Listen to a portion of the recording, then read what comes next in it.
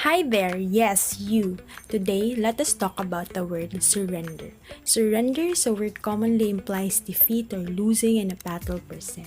It is usually used in a negative context. But today, let me tell you one beautiful thing about this word. That surrender is the heart of our worship to God. Now, how could this be? True worship happens when we fully, completely give ourselves to God. Romans 12:1 says, "So then, my friends, because of God's great mercy to us, I appeal to you. Offer yourselves as a living sacrifice to God, dedicated to His service and pleasing to Him. This is the true worship that you should offer." Clearly, offering ourselves as a form of our surrender to God is what worship all about. But hey, there's more.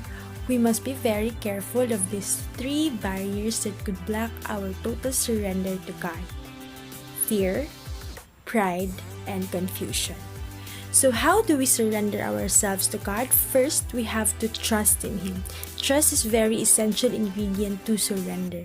We cannot surrender ourselves unless we trust God.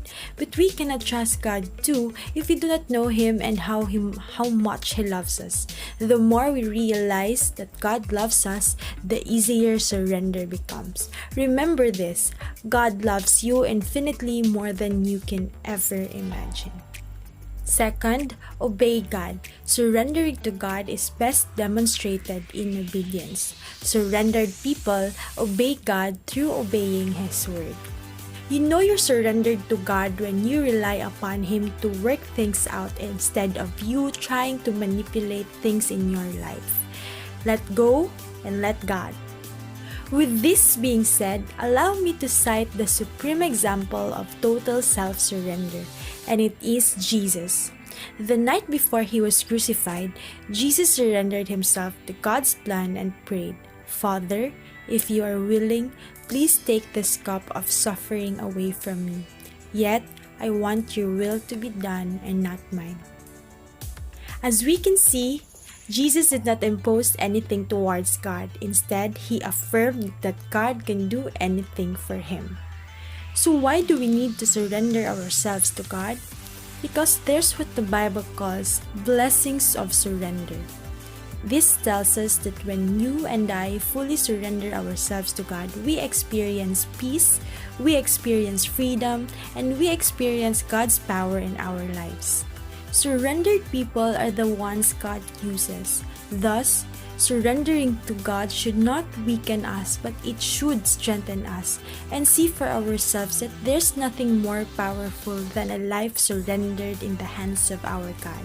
But sometimes, it takes a little while for us to eventually discover that the greatest hindrance to God's blessings through our surrender to Him is not others, but it's our own self, our self-will, stubborn pride, and personal ambition. We cannot fulfill God's purpose for our lives if we are just focusing on our own plans. So the challenge for all of us today: give it all to God. Put Him in the driver's seat of your life and take your hands off the steering wheel. Don't be afraid. Nothing under His control can ever be out of control.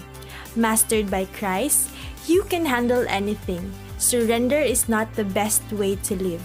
It is the only way to live. Until next time, God bless!